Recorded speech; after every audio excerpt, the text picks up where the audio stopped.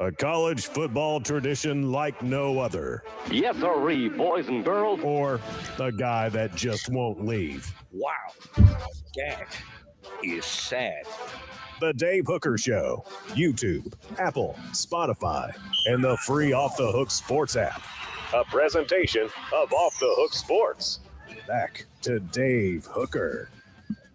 Welcome, Travis. Welcome those on the message boards. Welcome into the program, as for the next hour or so, we'll take a look back at Tennessee's football scrimmage, the first scrimmage of spring camp, as the Vols have now had 7 practices culminating in the scrimmage on Saturday. So Josh Heupel was a little bit more insightful. I think he's getting tad looser around the media, Caleb, especially though in spring camp. So he might be more quotable. He is the best though at saying something and saying nothing at the same time. Yeah, he gives a little bit away nowadays, a little bit more than he gave 2 years ago. Even from the scrimmage, there were a few things he said that I think that we'll get into kind of stood out a little bit that were, I think, I wouldn't say good news for Tennessee, but the only news you would have gotten would have been bad news, and it revealed that there was no bad news, if that makes sense. So I think that's good. That's a good sign for Tennessee. Well, and I think he's smart too, because this is a way different market. I mean, where does UCF rank among the teams that need to be covered in Orlando? Probably not very high, and it's not much of a sports city anyway. It's a transient city that doesn't have loyal fans. So, this is a totally different situation. I would have said the same for Danny White when he was hired. That's going to change in 5 years, 10 years. UCF's the biggest school in Florida. It is the sleeping giant of college football. I'm telling you. No, I agree. Are they getting covered though? 50 media members a day. Probably not. I mean, Orlando, there's so many other things to cover in Orlando. You're right, on a regular basis. So I mean, that I think is a bigger challenge than most people realize. I mean, other than, I guess they've all grown now, but back in the day, Knoxville was definitely, I thought, the toughest SEC media market, because Vanderbilt doesn't count, because that's Vanderbilt. Oh, you're absolutely right. Knoxville probably was the largest media market where there was no pro team. And even when the Titans came, and you know this, the Titans went to Nashville, the Grizzlies came to Memphis, and the Predators came to Nashville. None of that is in the Knoxville market. Knoxville's a totally separate market from Nashville and Memphis, completely. They're almost more Atlanta than Nashville. Totally agree. It's today's tough question, and it's brought to you by AndyMasonRealEstate.com. He'll save you thousands, if not tens of thousands of dollars. He brings you today's tough question. Today's tough question. Take a side. Take a stand. The Dave Hooker Show, a presentation of OffTheHookSports.com. AndyMasonRealEstate.com. It's just that simple. AndyMasonRealEstate.com. Over 40 years of experience in that office, and take care of you. Best service, best prices, period. End of discussion. Please hit the thumbs up button. If you haven't subscribed, do so right now. Did you watch the women's final last night at all, Caleb Calhoun? Watched a little bit of it, not too much. It was actually a boring game. I'm telling you that if South Carolina had played LSU, it would have been a much more exciting game to watch. I mean, I know South Carolina lost to Iowa, but they were the best team. No, I agree. But the Caitlin Clark story was pretty neat. Did you feel like the officials got involved? Because I want to tie this back to Tennessee football, but I'm curious. A lot of people on social media, and I thought there were some chippy fouls. I thought they got involved. I don't know that it was intentionally involved. I thought they got involved too much. And here, the only thing I would respond with that, though, is that people that are bringing that up a lot, them getting involved did not affect that game. That was going to be a boring game from the start. Iowa was just not tall enough to hang with LSU under the basket, and they just had no chance. Okay. But I do think they got involved to take away from that a little bit. So I ask you this, and be an honest fan right now. Hit the thumbs up, and I want you to tell me, would you rather cheat and win, or just find out how the cookie crumbles, and then you're just going to go with honor? instead. What do you think most people will say? Because it is on our Twitter account at the Dave Hooker and at OTH Sports Media. They're honest. What do you think they'll say? They'll say cheat and win. Have you asked, has any Tennessee football fan ever said, I regret how the 2004 Florida game played out because of that personal foul? That should not have been a personal foul on Dallas Baker. Oh, nobody's going to say cheat. Yes, they are, if they're honest. Our crew. Dave, do you think, why did Tennessee accept that penalty then? Why did they accept the personal foul penalty in 2004 against Florida?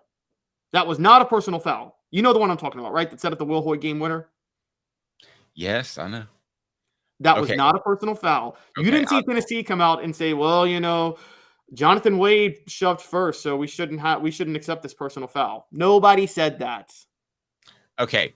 Cheat to win is always the answer. Billy Bob Cooter says, we appreciate that because you're being honest. So thank you very much. We've got more people that love cheating. Cheat to win is always the answer. Define cheat. I'm going to win, but depends on what kind of cheating. Okay, like I thought that LSU got a ton of favorable calls. You come away from that game at all saying, I don't know, really shouldn't have won that one. I mean, that's kind of, I don't know. Does Florida come away from the Jabbar Gaffney catch and say, really got away with that one? Probably literally said that in the post-game interview. Yeah. Spurrier is the only coach that is honest about it. So on our Twitter feed, and I love you guys. So right now it's 55% say honor is more important. Just my gosh. Yes, 44% say cheat and take the trophy. So thank you very much, loyal fans. Those fans and Dave Hooker, you know who you guys are? Do you remember that sportsmanship commercial years ago where it was like they had this the ball goes off the guy's leg? Yes, and he's like, I touched it. Yeah. Yes. Coach, I touched it. Dave is definitely the guy that would be like, I touched it. Man, that commercial makes me mad to this day. For some reason, I wouldn't do that. That's about the only thing. But no, I mean, you would want to have your honor, especially with the Josh Heupel, because Tennessee can win again and then look back and say, maybe that season didn't go the right way, but they could say, hey, guys, be proud, won 11 games with honor that year, and you come back the next year. You come back the next year and maybe you win 14 and a national title. But you have that one season of honor. That's what they want. That is the lamest thing I've ever heard in my life. No, you take the win when you can get the win. Okay, so does LSU feel bad at all? They got a million calls yesterday. Should 1998 Tennessee's football team, should they feel bad at all that they got a ton of breaks? They did. I think they got. I'm gonna. You know what? I cannot wait to speak to Fred White to defend him and his honor on Friday. Yes. Speaking of this, because I think the narrative around the '98 team is so unfair. They had more breaks work against them than breaks work for them. Jamal Lewis went down with a season-ending injury. How is that a break? Well, but they played the third-string Florida State quarterback. They had the bizarre Arkansas fumble. Florida imploded inside the 5-yard line, even though they had more yardage in the Florida game. They had a lot of breaks. Okay, let's break these down, for no pun intended. Okay. T. Martin is unlucky to be the new starting quarterback, and your first 2 games are against the eventual Big East champion and arguably the most talented team in the SEC back-to-back. Those are the first 2 games of the year. The Arkansas game is the fakest narrative of all time. I'm gonna bring this up now. Okay, I should do a TikTok about this, by the way. There are 3 reasons the Clint Sterner fumble is one of the biggest lies in the history of college football. Well, no, he fumbled. I saw him fumble. No, the narrative is that Tennessee doesn't win the national title if Clint Sterner doesn't fumble. That's the narrative. There's 3 flaws in that. 1, Billy Ratliff doesn't get enough credit for causing that fumble because he got a heck of a push on the offensive I agree with that. Yes. That's point number 1. Point number 2, there was 1:25 left. Tennessee had a timeout. They were going to get the ball back with about 30 seconds left, down by only 2 and having the most clutch kicker in college football that year. They easily could have kicked a game-winning field goal. Point number 3, and this is the biggest point. Had they lost to Arkansas, they still would have played them again in an SEC title game. They would have beaten them in that SEC championship game, and they still would have gone to the national title game with one loss, because if you look at their schedule strength in the BCS, it still would have been them in Florida State. Who would have gone over them with a one loss? But you would agree that Arkansas should have run the ball there and not run play action. I think they were trying to run the ball as a slow developing play, though, wasn't it? No, It they was ran like the a counter. boot. They ran the boot, and he faked the handoff, and then that's when he stumbled and fell and decided to lay the ball. Yes, they should have run the ball. That was next level stupid. And Houston Nutt, who I actually think is a great in-game coach, funny enough, that was just next level dumb by him. Portion of the program brought to you by Zool Beer, xulbeer.com.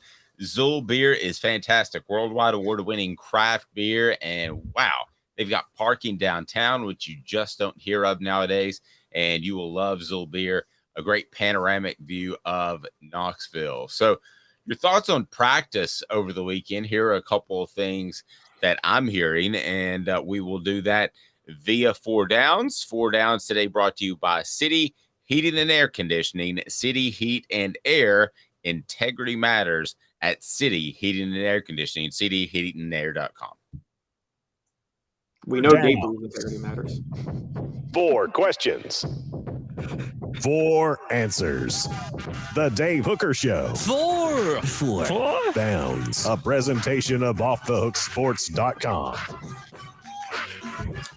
Okay, so here's some things I'm hearing from spring camp.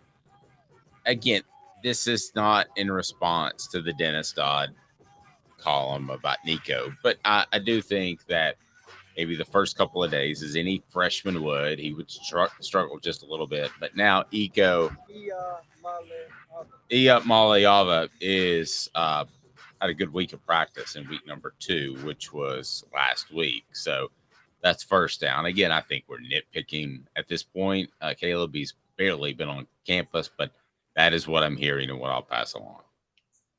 Yeah, I had heard that he had actually taken a huge stride forward too. I think Jaru was telling us about this last Friday. By the way, we were talking with him about practice. He said that they were starting to see some better signs from Ia Maliava later in the week, into the second week of spring practice. So I don't think there was anything to worry about. You know, you have to rework sometimes a quarterback. That's fine.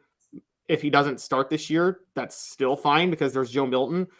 Look, how many quarterbacks now, we've talked about this. I mean, even in the NFL, they have to have their footwork and everything reworked over time. Aaron Rodgers had to be sent to a quarterback camp after his rookie year. Yep. And sorry. Sorry, you go ahead and say it. You go ahead and go. No, I was just going to say, click that like button. It was nothing exciting. Go ahead. Oh, okay. Yeah, it's Aaron Rodgers had to be sent to a quarterback camp for a year, which you never would think that an NFL quarterback has to be sent to, but they had to retool everything about his game. So if you have to work on Nico's throwing motion and where he holds the ball, it's not a big deal, I don't think. I don't think so either. Some more things that I'm hearing is that Cooper Mays did not participate, as Josh Heupel said on Saturday. He wasn't in the scrimmage here, and it's just a little ding that he could be back any day, maybe even today as the Vols practice. Cooper, I want to get into this in a second, so let's not bust it out right now. May be the most important non-quarterback on this football team. Let's have that debate here momentarily. Other things that I'm hearing at practice is I think Keenan Pili is going to be a really good football player, and I think that's going to happen sooner rather than later. Probably a little bit more of a leader. And 4th down, it's for you, Caleb. Squirrel White is having the best spring camp right now at the slot. And you like to transfer. You didn't love Squirrel. You shooed Squirrel off the back deck is what you did. And now Squirrel's lighting it up in 2 weeks of camp. Yeah, I'm taking some L's because I'm taking some L's because I'm hearing the same thing. And quite honestly, Squirrel White was lighting it up last year as a freshman. I remember too. Was one of the standout early freshmen. And he might beat out Dante Thornton. I'll take the L if it happens, but it's not over yet, because Dante could still play one of the wideout spots, but that's not as special. Okay, a 6'4" wideout's not uncommon. A 6'4" slot guy is uncommon. So I would love to see them have one guy that's versatile and plays both. Yeah, because that's what makes Tyreek Hill so scary. Is he's one of the few receivers in the NFL that can play all three positions and scare you. Yeah, Cordell Patterson was that way at Tennessee. Yeah, if he ran the right way. That's true. I mean, who's the most important player on Tennessee's team? That is not a quarterback. Stay tuned. Right back after this. And today's tough question: would you rather cheat or win, or just do your best? On the message board, go ahead and give me some comments, especially with that most important ball that's not a quarterback. Back in 2 minutes. He's Caleb Calhoun. I'm Dave Hooker, Off the Hook Sports. And Craving Wings South North Shore location, where we've heard people say that you can get the best wings in East Tennessee. Pero ¿quién es este? El número 87, Jacob Warren. I'll just do 6 of my sauce 87, please. Imposible, señorita. Dale 6 más. Look at these wings. Perfectas, deliciosas, fantásticas. Man, I don't know what you're saying, but it sounds awesome. How do you say fresh, never frozen in Spanish? Frescas, nunca congeladas. Make your way to Craving Wings and get you 6 más. But what was funny about Cadis, we were a full continuum of care at that time. We had detox, we had inpatient, we had outpatient. So we were doing a lot of the things that we do now. But now we just do them so much better. It's really a simple program, but we're complicated people. I am what I am, and now I got to do something about it. You can take your life back. Call Cadis today. Got cataracts? We can fix that. Never miss another moment. With a little help from Doctors Campbell, Cunningham, Taylor, and Hahn at cctis.com. Do you want to own the more that owns every job? Then get to Vassey Lawn and Garden in Cleveland and get you a Toro. I'm David Vassey, here to talk to you about Toro. With a Toro Zero Turn, you'll get more out of every minute and you'll reach the finish line faster. At Vassey's, we like to say, no matter if you're mowing 3 acres a week or 11 lawns a day, homeowners and business owners alike find confidence in equipment they can trust from top to bottom. Vassey Lawn and Garden, Highway 60 North in Cleveland. Man alive, it's worth the drive. Our family has been creating jewelry since 1986, each piece unique with a story all its own. I'm Rick Terry with Rick Terry Jewelry Designs. I'm a jeweler, and I want to be your jeweler. We're grateful that you chose us to be Knoxville's best jeweler. My family and staff look forward to serving you. So please come see us. Kingston Pike and Campbell Station Road in the heart of Farragut and downtown on Gay Street, right next to the Tennessee Theater. You're listening to The Dave Hooker Show, a presentation of OffTheHookSports.com. The internet is full of pictures of each and every one of you. Available on YouTube, Apple, Spotify, and the Off the Hook Sports app. Download now for free. Is there nothing you people can't do? Also available on OffTheHookSports.com. Caleb, I'm mad at our audience. They're the best audience out there because I think they stole away the whole theme of this segment. Welcome back to the program. He's Caleb Calhoun. I'm Dave Hooker. As I mentioned before, Cooper Mays out of Saturday's scrimmage. I think he'll be back today or possibly tomorrow, but it is a Monday, Tuesday, Wednesday practice week. So then you have the Easter break. Would it be horrible to hold him out for the entire week? I mean, they could. I think we'll know a little bit more on offthehooksports.com today. But the most important player that isn't in a quarterback room is whom? And this is who the message board says. So Elias has Jalen Wright. I think he could have a breakout year, but I think Tennessee has some depth there. Mr. Jones says Cooper Mays. And then Elias says Jalen Wright has the potential to be the best receiver on the field. Best player on the field, excuse me. And then Rebecca says Cooper Mays. It all starts with him. He has to be dialed in all the time. I think it is Cooper Mays, Caleb. And from what I've heard from the first 2 weeks of spring camp, they think it's Cooper Mays too, because it doesn't look like Jordan Addison is ready. So if something were to happen to Cooper Mays in the season, and remember Addison Nichols, right? Not Jordan Addison. Jordan Addison's the USC receiver, I think. No, yeah, not him. But if he shows up, I'm sure they can find a spot for him. Addison Nichols. So if Cooper couldn't go, they might have to reshuffle the offensive line, which you never want to do. And if you do, you're going to do in preseason camp usually. Obviously, you do not want to have to do that. I think Cooper Mays is the most important non-quarterback on this football roster. On offense, you're right. I don't know if I can go all the way there because I have come around to somebody you brought up last week based on the reports I've been hearing and the reports you've been hearing, which is that I think Keenan Peely might be the most important non-quarterback now. Okay. We know how bad Tennessee's defense was when Jeremy Banks was suspended last year against South Carolina. Keenan Peely is... It wasn't good even before he was suspended, but... Oh, you're right.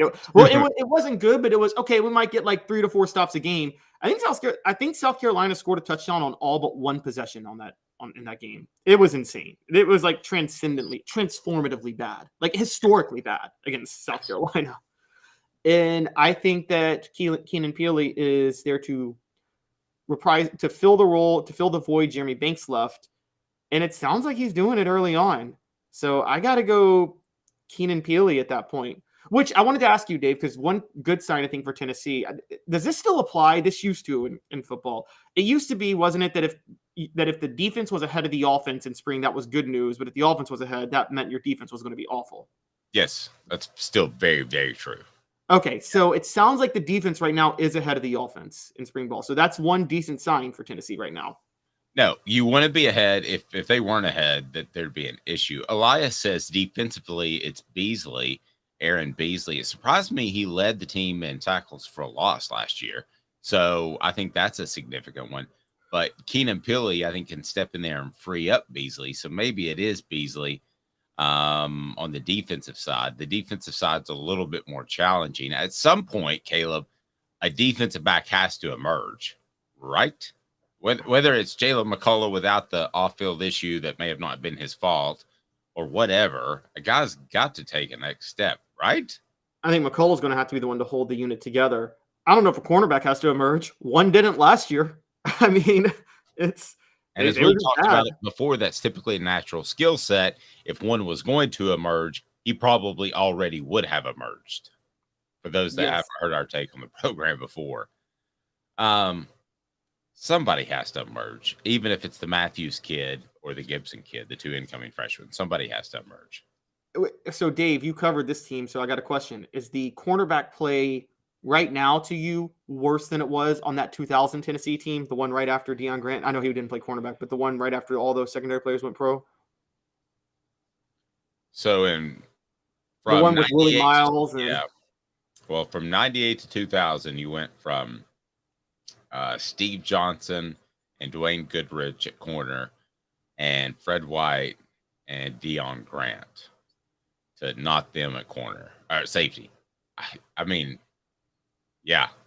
Was that Willie Miles? I can't really remember any of the other players in 2000 that were on. I think it was like the Willie Miles, Andre Lott, Rashad Baker, who were good at safety, I think. But Andre Lott played corner, didn't he?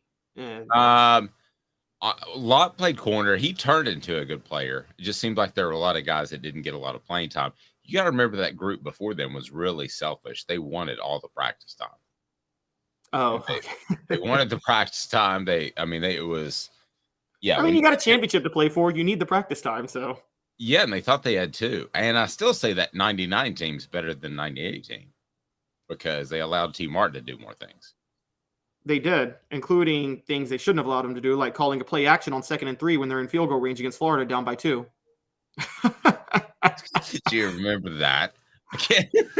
Right I'm saying you're in field goal. It was right after the Deion Grant interception. I'm sure we were all I'm sure you were covering the game. I was watching it. I'm sure you all thought after that Deion Grant interception in 99 Florida that Tennessee was certainly going to win that game at that point. Now, this question for you. So who isn't replaceable on this Tennessee football team?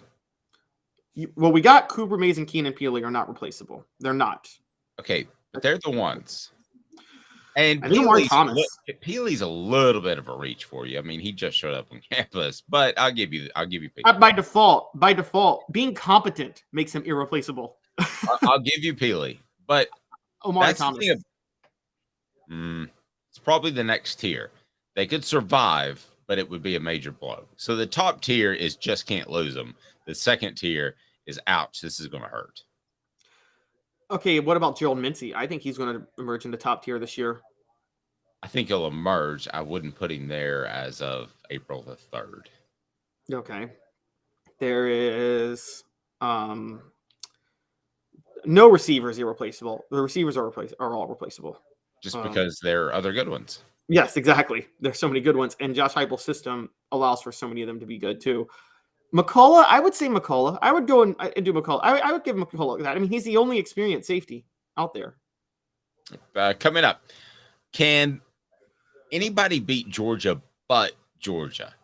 Is it basically in their hands, even though Stetson Bennett is gone? Portions of the program brought to you by Campbell, Cunningham, Taylor, and Hahn. Campbell, Cunningham, Taylor, and Hahn. Stay tuned. Can somebody beat Georgia beside the Bulldogs? I think I have a team. I'll tell you after this, 2 minutes. I know you like the heat. You got to try my signature sauce 87. Dude, you know I love you and I love to try your wing sauce, but when it comes to wings, I need them really hot. I hit 105 on the radar gun. I need to be pretty spicy. Yeah, I know that, man. Look, if sauce 87 isn't enough for you, I guess you can try the Holy Moses or the Grim Reaper. Now we're talking. Take it from these Farragut admirals. When you're craving wings, it's got to be Craven Wings. Visit them online at cravenwings.com.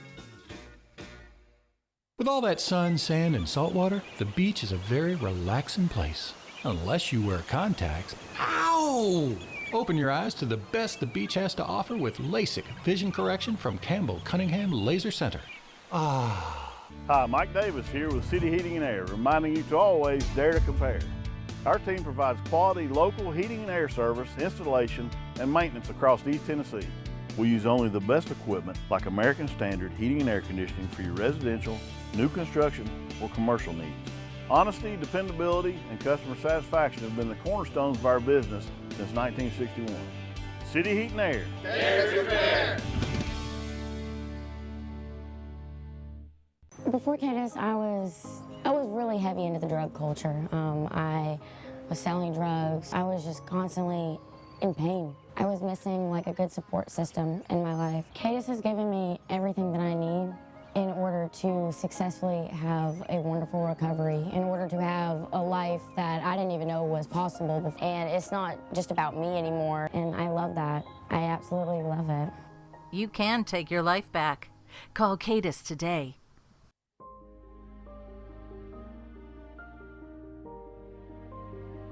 Our family has been creating one-of-a-kind pieces of jewelry in West Knoxville since 1986.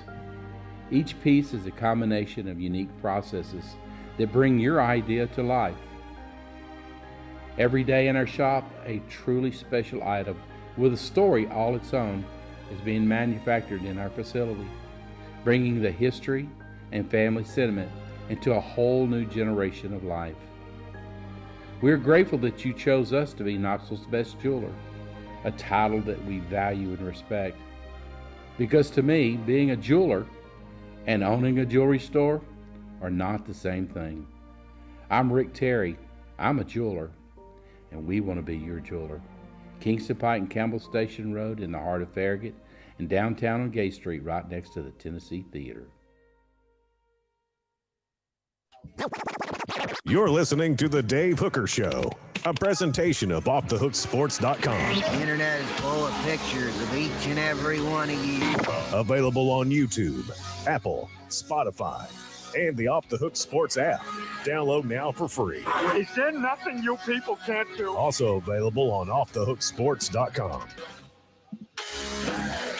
Welcome back. Portions of the program brought to you by Campbell, Cunningham, Taylor, and Hahn. Look at me. No LASIK, no glasses. No LASIK. I got LASIK. No contacts, no glasses.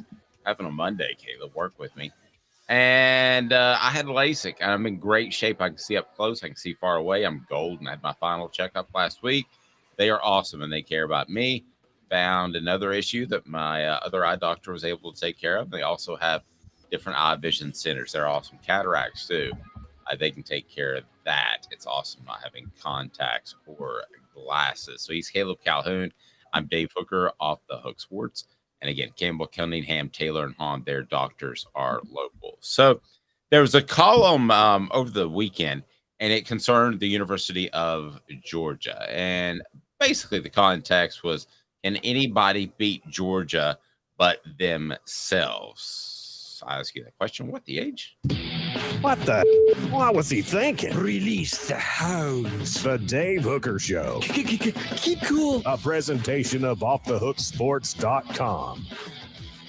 Can anybody beat Georgia but Georgia this year? You know what I mean, Caleb. They have to show up like they did against Missouri last year. They have to show up with a B-, C+ game. Not even tank it. I'm not talking about a D. I'm talking about a B-, C+ game and lose. Can they show up and that happen to these Georgia Bulldogs that return, I believe, 73% of their production on defense and somewhere along the lines of 60-something on offense? Pretty impressive group coming back a year after they won their second national title with a bunch of new guys on a vaunted defense. Yes, but not on their – I don't know if it's on their schedule, on the regular season schedule. I think that Tennessee is the best chance to beat them on their regular season schedule. If you look at their schedule, it's just – it's another awful schedule. I mean, they're the toughest for them outside of Tennessee is probably a trip to Auburn, because as much as I despise him as a human being, Hugh Freeze is a great coach, but it's Hugh Freeze's first year. So I don't think Hugh Freeze is going to have the horses to beat Georgia this year. I think that the closest is probably Tennessee. They get Ole Miss at home the week before, but that's at home. You think they're losing to Lane Kiffin at home? Hugh Freeze could stack some stuff in the offseason because that would be a monster win. That could be one of those where you save some stuff. But you're right. I mean, yeah. Georgia's going to be a 13-point favorite. Right, exactly. I think the best chance to beat Georgia is, not trying to tease anything, guys, but maybe the next Kirby Smart, Nick Saban, the team they might face again in the SEC championship game.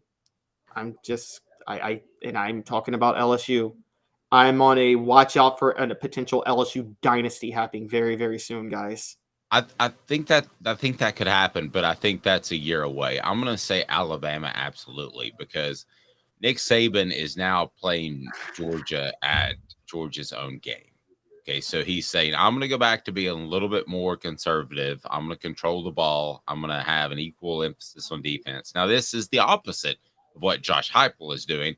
I think it's the best thing for Josh Heupel, and eventually I think he will tweak that in that you have more of those 4-minute offensive drives and you have more defensive players that you can provide depth when your team's going up and down the field. But right now, the two teams that are going to be successful running it a little bit more conservatively at the elite level are going to be Georgia and Alabama. And if they're playing the same game, I'm going to take Alabama.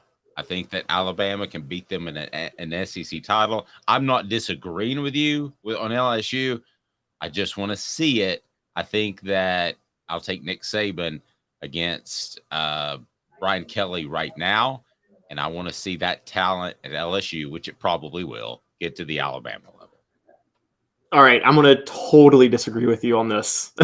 Disagree away. Let's get heated, Dave. Let's go.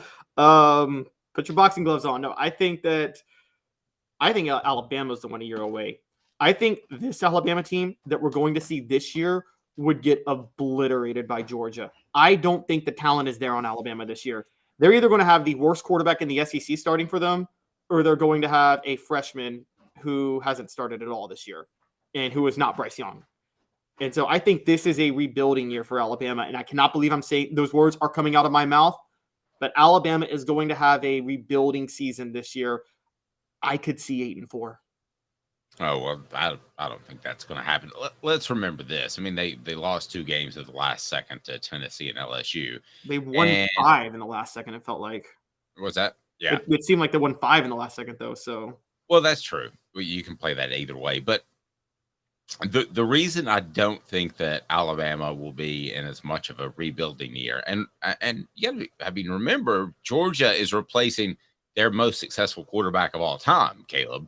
So that's not rebuilding as far as top to bottom, but you lose that dude. I mean, would you rather lose Peyton Manning or 4 good defensive players? In retrospect, Peyton Manning. but most cases you would save that quarterback. So I mean, they have to replace that guy. He was so money in the fourth quarter, so there's a rebuilding effort there. Would you rather lose Stetson Bennett or Bryce Young? Come on. No, I would. No, definitely, I would rather lose Bryce Young. There's no question. I'm sorry, rather lose Stetson Bennett. I would want to hold on to Bryce Young. I'm trying to think though of what is around Alabama currently. I kind of moved on to the next thing without telling you. What does Alabama have in terms of skill position players? Because as good as Bryce Young was, I think he had a bunch of guys in the skill position players that weren't very good. They take a step up in that regard for Alabama standards. See, this is the thing. Nick Saban Alabama can beat them on a B day. Alabama absolutely could, but Georgia's not going to have a B day when they face Alabama. See, I think LSU. They had a B game in the semifinal last year. They admitted to it. Yes, but again, it's Ohio State's not Alabama. I think Kirby Smart wants to beat Nick Saban every time he faces them. And it's a little bit different. I'm still on the part of this is who are they going to have the B day against? I'm sorry, I'm higher than you on Brian Kelly. They do have their quarterback back. They had a top 5 recruiting class, which, by the way, you talk about politicking and recruiting all the time. You've educated me on that. There's politicking with LSU recruiting.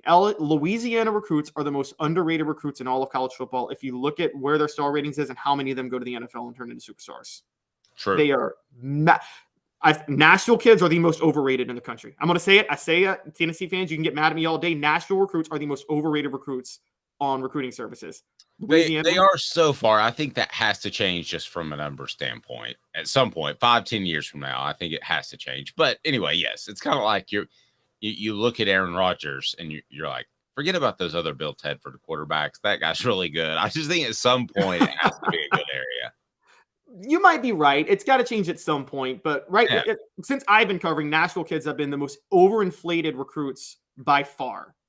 And Louisiana kids have been the most underrated recruits by far. And maybe it's because LSU fans don't get on the internet. Maybe they don't know what it is yet. And so there's no reason to politic for LSU fans.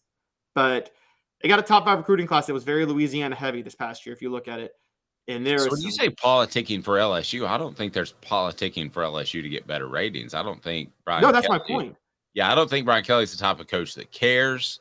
I think they have high ratings anyway. I always thought the only reason they got dinged a little bit, which I never did this when ranking a guy, and I didn't do star ratings and all that stuff, but I never mentioned grades. And I know there were serious grade issues, much like Memphis at one point, inner city Memphis, in inner city New Orleans. And a lot of kids that could play, and you know their name now, could not get out of those two areas. And I wonder sometimes, I always wondered if a guy was a 3-star instead of a 4-star, was it because that analyst knew he wasn't really getting into school, so the 4-star gets more clicks? I always wondered that a little bit with Memphis and New Orleans kids.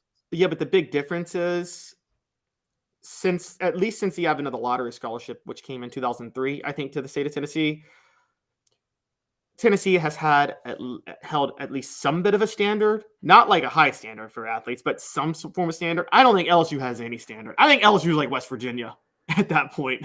I mean, Virginia. You've got to go to West Virginia and watch a football game. West Virginia has zero academic standards, guys, for their athletes. It's a notorious thing. Not Pat White. Listen to myself. Rich Rodriguez built that program on basically DMV athletes who couldn't get into any of the DMV schools. DMV is, for those that don't know, DC, Maryland, Virginia. That DC area right there. I learned that when I was up in that way. All right. So the reason they call up here, you don't go to the DMV, you go to the MVA to get your license because it's too confusing to go to the DMV. Yeah. And then right down the road, there's the CIA and DEA and all that good stuff. So a lot of acronyms in your area, but yes, once you learn the DMV, you feel like you're really hip to that area.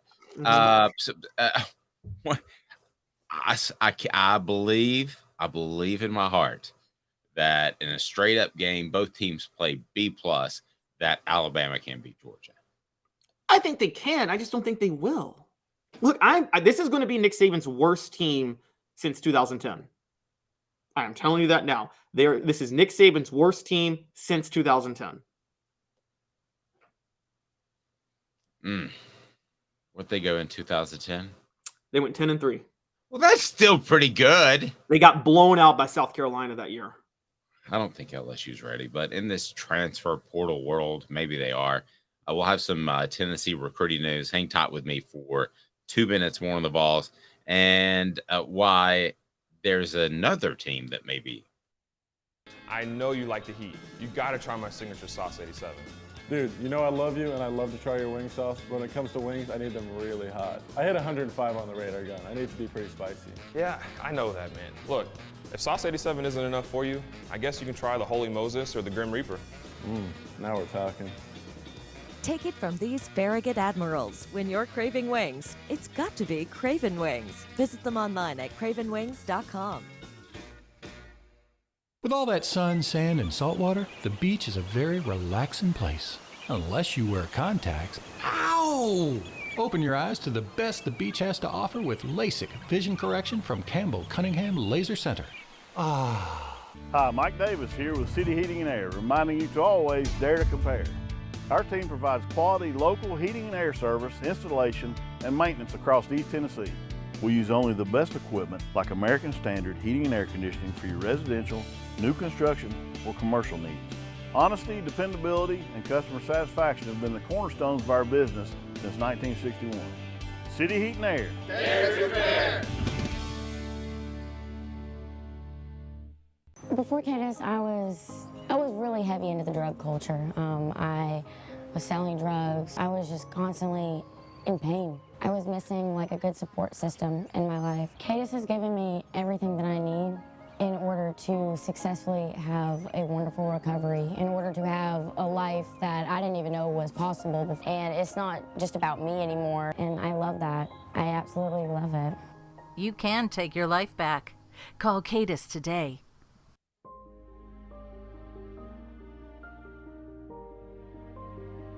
Our family has been creating one-of-a-kind pieces of jewelry in West Knoxville since 1986.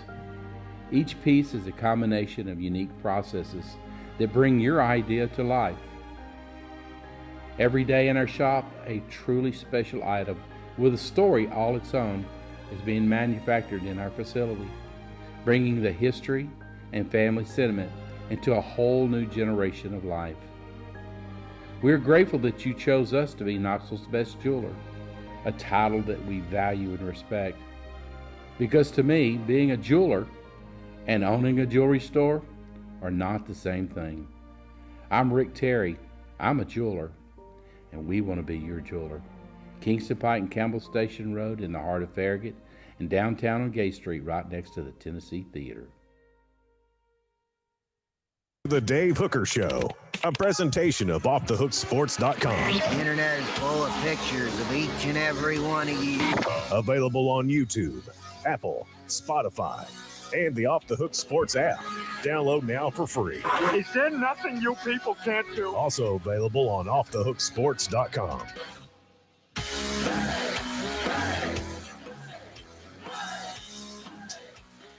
So, Kim Mulkey, things worked out for her. Your thoughts on the conclusion of the women's Final Four? Couldn't happen to a worse person to win the national championship. And that's in a sport that has Gino Auriemma. So I wanted to get your thoughts on this. First of all, it was incredibly disappointing because I think for the first time in a long time, and I'm talking about UConn, Tennessee dominance days, the women's game took over March. I think this is the Caitlin Clark March. And no matter what happens in the championship game for the guys, I think it's the Caitlin Clark March. I think we all watched she had the 40-point triple-double. She was fantastic. I think it'll always be that. So, nevertheless, you do have an LSU team that enraged social media. And I'm not sure how much of the game you watched, but at the same time, Give us a little bit of background for those that don't know about Kim Mulkey. You say she's a terrible human being. I wasn't aware of some of this. Let me hear it from you. So this was right on the heels of the Art Briles scandal in 2016, the Baylor scandal. And I want to be fair, it's a little hazy on how much Art Briles should be held accountable for that. I'm going to be fair to him on that. It was just there, but we know it was a bad scandal. You know the scandal I'm talking about, Dave. Right, but let's give a little bit more context for those that don't. It was essentially sexual assaults and just really, really poor behavior that was criminal was being covered up, we believe, by the football program, so it didn't get to a legal level. Basically, is it right? Yeah. Exactly. It was what every coach has probably tried at some point in their life, except it was widespread and it was common. Show up, and that's how you do business. And it went all the way to the top at Baylor. Right. It went all the way to the president, Ken Starr, at the time, who ironically was the guy that led the impeachment charges in the 90s over the Monica Lewinsky scandal. Right. So, yes, it went all the way to the top. Within months of Art Briles getting fired over that and Ken Starr stepping down and everybody getting in trouble, Kim Mulkey comes out and says, if somebody's around you and they say, I will never send my daughter to Baylor, you knock them right in the face. That's what she said. So why do you have a major problem with this? I think it is one thing to try to reform the institution and stand for your institution and say, we want to be better going forward. I don't want this to be a stain on Baylor forever. It is another thing to be defiant. This was a defiant quote to say, who cares what happened at Baylor? And who cares what our football team did? And I don't care how anybody feels. This was a legitimate concern. By the way, I said the same thing because in case you, and for those of you who don't remember, Tennessee was just on the heels of settling a sexual assault lawsuit with, there was a group that filed it. Remember that in 2016 when Dave Hart had that cringe press conference with all the coaches? Oh, yeah, I do. Oh, that was And I thought Butch Jones should have been fired then. The minute Butch Jones said this is hurting Tennessee in recruiting, I'm like, that you should be fired on the spot when you say something like that. It was the issues that were coming up against Tennessee were, you could question some of them. The A.J. Johnson one, he was found innocent. They re-drug up the Peyton Manning one in part of this lawsuit, which was like, that was 20 years old. That was stupid. You can address those, but what you don't say is, stop calling us out for sexual assault. It's hurting us in recruiting. You should be fired on the spot when you say something stupid like that. Okay, honestly. I read it as there was a small problem, which that's relative. It was a widespread problem in the football department.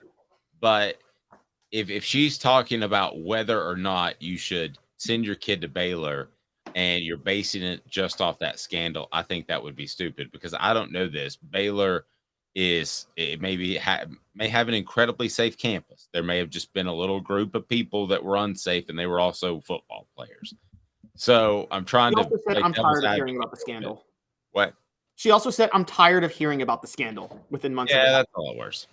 Like she is. And by the way, and also I'm going to say this with Kim Mulkey.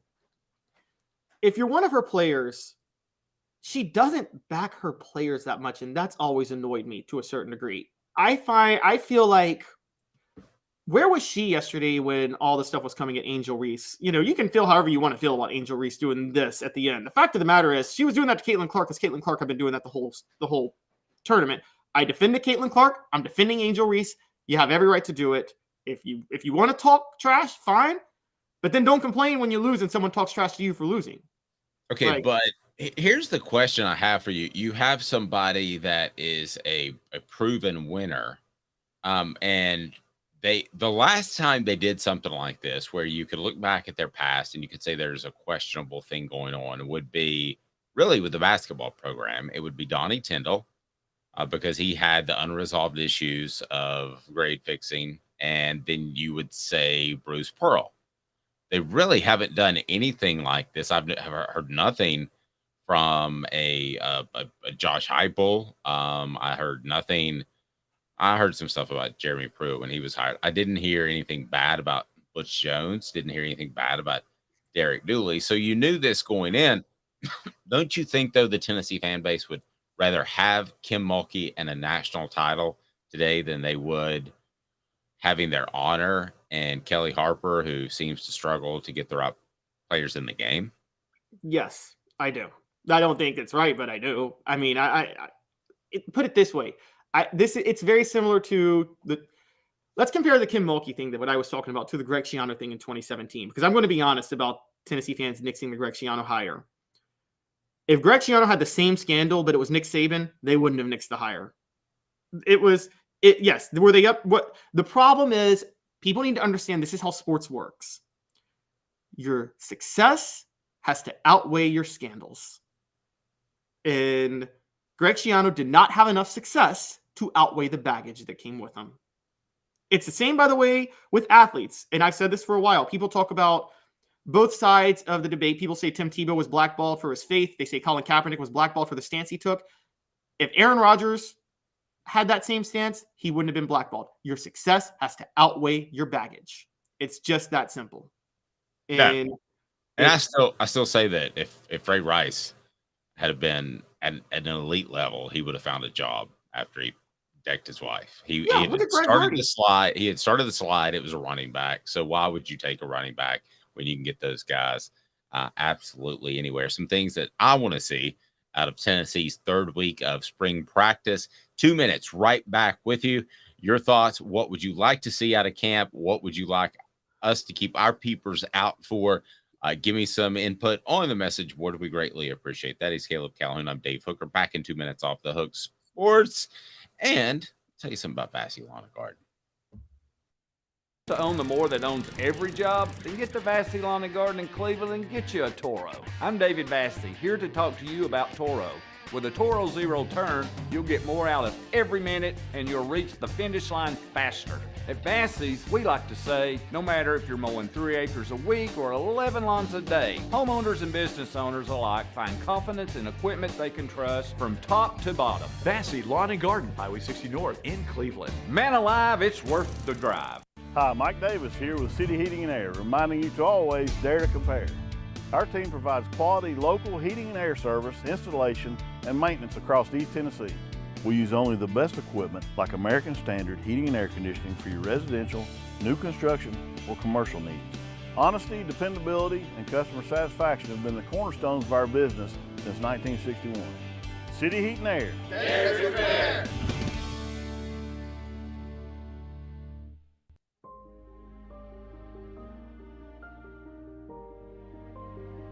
Our family has been creating one-of-a-kind pieces of jewelry in West Knoxville since 1986. Each piece is a combination of unique processes that bring your idea to life. Every day in our shop, a truly special item with a story all its own is being manufactured in our facility, bringing the history and family sentiment into a whole new generation of life. We are grateful that you chose us to be Knoxville's best jeweler, a title that we value and respect. Because to me, being a jeweler and owning a jewelry store are not the same thing. I'm Rick Terry. I'm a jeweler, and we want to be your jeweler. Kingston Pike and Campbell Station Road in the heart of Farragut, and downtown on Gay Street right next to the Tennessee Theater. With all that sun, sand, and salt water, the beach is a very relaxing place. Unless you wear contacts. Ow! Open your eyes to the best the beach has to offer with LASIK vision correction from Campbell Cunningham Laser Center. Ah. What's up, everybody? This is University of Tennessee tight end Jacob Warren, proud to announce that I'll be working with Craven Wings again this season. And I want you to give your all and try my signature sauce, Sauce 87, at either of the Craven Wings 2 locations, Chapman Highway in Seymour and South North Shore Drive at the Markets of Choto. When you're craving wings, it's gotta be Craven Wings. Online at cravenwings.com.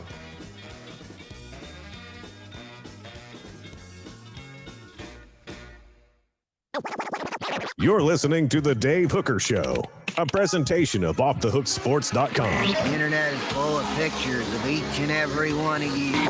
Available on YouTube, Apple, Spotify, and the Off the Hook Sports app.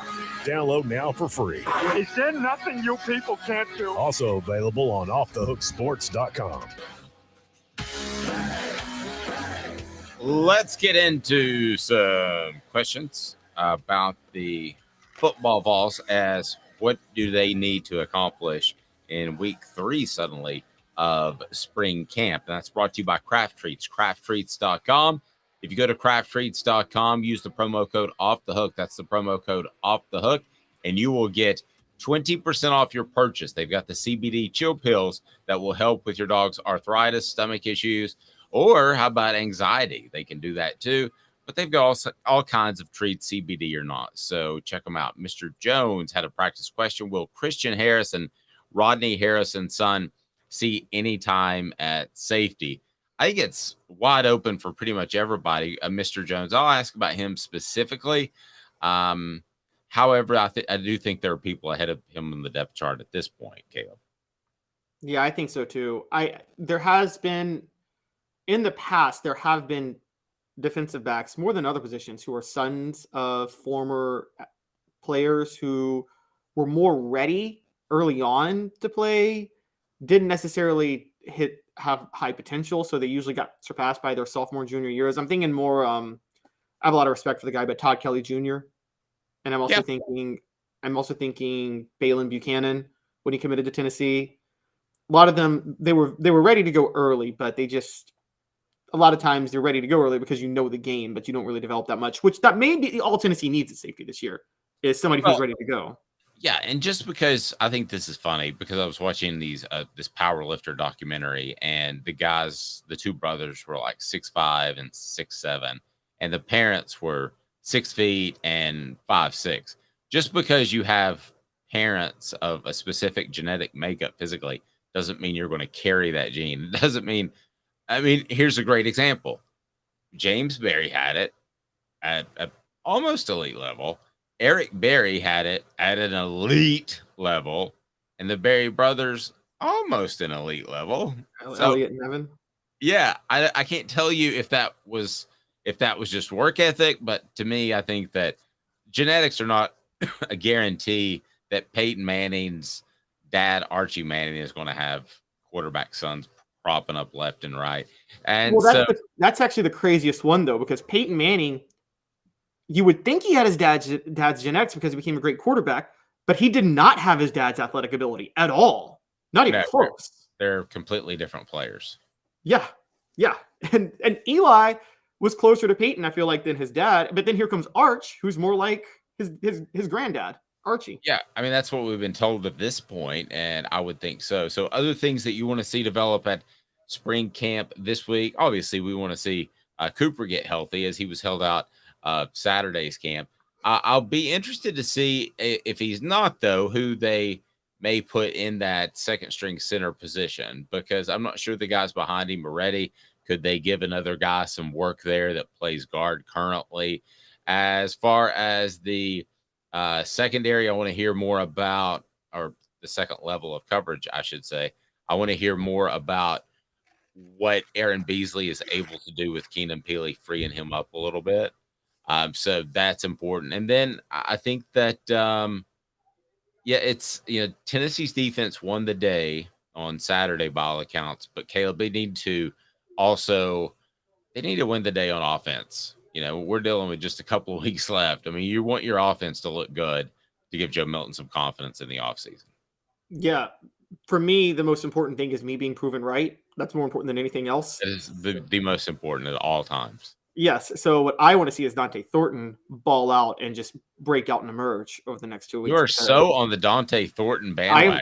I was driving it so hard. If he lets me down, I'm going to be very, very, very disappointed in Dante Thornton. I'll be disappointed in him for you. How about that? So tomorrow on the program, we're going to visit with Blake Topmeyer, who's fantastic, covers the SEC for Gannett, and hopefully my voice will get a little bit better. Sorry you had to struggle through this. He's Caleb Calhoun. I'm Dave Hooker. This has been a presentation